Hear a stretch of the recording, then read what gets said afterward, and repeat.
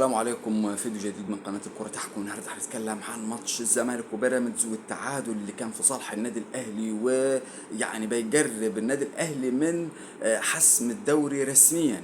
وفوز النادي الاهلي في المقابل كان في نفس التوقيت 1-0 على المصري بهدف وسام الهداف، اللي هو جماهير النادي الاهلي كانت بتنتظره. آه، اتكلم عن المنتخب الاولمبي وماتش اوزبكستان اللي ما يقبلش غير فوز المنتخب المصري عشان ياخد 4 نقاط مهمة جدا ويلعب المباراة الأخيرة يعني بهدف الصعود. لكن إذا اتكلمنا عن ماتش الزمالك وبيراميدز في البداية 1-1، كان في مجاملة واضحة لنادي بيراميدز. أولا ضربة جزاء غير صحيحة تماما لبيراميدز، لفخري لقاي. الكرة المدافع احمد مجدي يعني بص كده، في لمسة، يعني الفار المفروض كان يستدعي انه هو بيعمل التاكلينج، كان في لمسة خفيفة بسن الحذاء للكرة، ما فيهاش اي مخالفة. في المقابل برضه هو الفار، يعني السر الفار في ضربة جزاء للجزيري، لمسة ايد واضحة والايد بعيدة تماما عن الجسم، كانت يعني بعد هذه الكرة لا تدخل في دي انه يلغيها ولا تدخل في دي انه يحسبها. يعني في ترضية لنادي بيراميدز اللي هدد بسحب استثماراته، ويعني وخصوصا انه مش يعني المباراة مش فارقة يعني كثيرا. النادي الاهلي خلاص طار بالدوري، والنادي الاهلي عايز يحسم الدوري قبل نهايته باسابيع. اللعيبة الاساسية تاخد راحة بقى عشان النادي الاهلي يستعد للموسم الجديد. النادي الزمالك كان افضل، وافضل شيء يعني مفرح لجماهير نادي الزمالك الحارس الواعد القوي محمود الشناوي. حارس متميز، حارس ممتاز، صدات صعبة. غير كده حتى ضربة الجزاء كان متوقعها وطار معاها.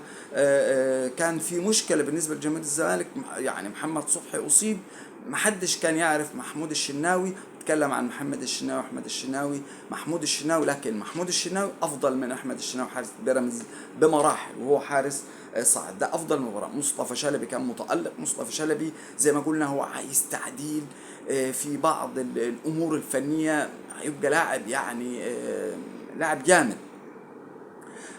شفنا الهدف، هدف رائع يعني، لقطة يعني خيالية لعبد الله السعيد ومصطفى شلبي. شفناها حاجة روعة، ممكن نشوفها تاني. بص كده معانا ادي الهدف. 3 4 5 تمام. ابيض قدام ال طبعا 18. عبد الله وخد حلو، بعيدة خطيره خطيره، يعني جول 1 جول 2. جول يا صناعة ولد يا جيدة لعيب لعبد الله السعيد وهدف رائع. المباراة كانت يعني المفروض كانت هتمشي لصالح الزمالك، خصوصا بعد الهدف. ناصر ماهر ضيع اكتر من كرة يعزز بها الهدف الثاني. لكن طبعا كان في رعونة بعض الشيء من لعيبة نادي الزمالك.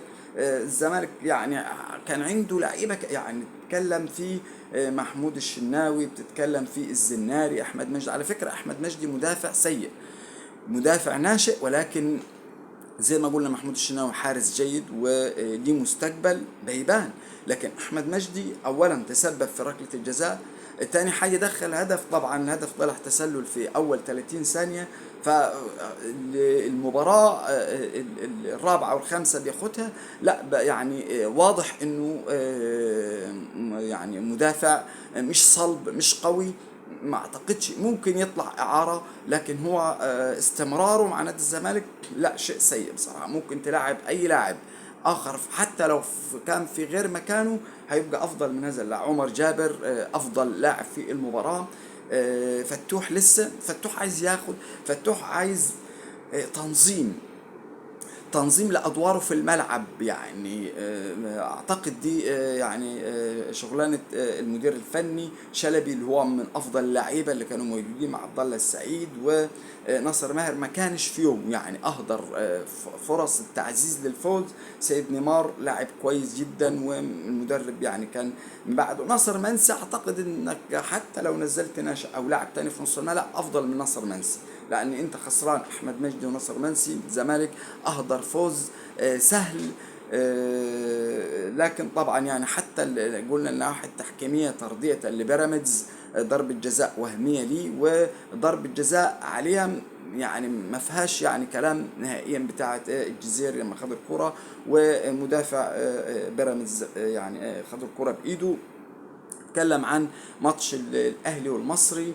بدات البدايه فيه يعني كان في حماسه من فريق المصري، واهدر على فكره النادي المصري بكوره في الدقيقه 7 و كرة تانية طبعا، وفي كرة حلوة تصويبة للشحات في الدقيقة 26، وكان في هدف ضائع يعني في الدقيقة 28 من وسام. لكن وسام مهاجم زي ما بيقول الكتاب محتاج مباريات، والمهاجم خلي بالك ما تنتظرش انه يسجل كل الاهداف، يعني لو من 3 4 فرص او فرصتين وقدر يخلص المباراة تمام، وهو ده اللي عمله. عمل هدف رائع. طب نشوف الهدف برضه، نشوف الهدف.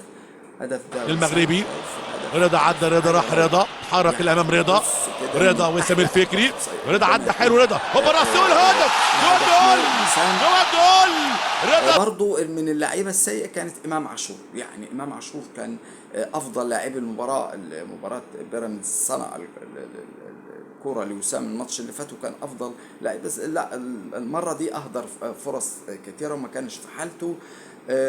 كان في كرات كثيره من النادي الاهلي، كره في العارضه، و الهدف بتاع صناعه رضا سليم وسام. وفي الدقيقه 68 هدف سهل جدا لميدو جابر، يعني محمد الشناوي قدر يتصدى ليه. يعني اتكلم عن النادي الاهلي بيواصل انتصاراته.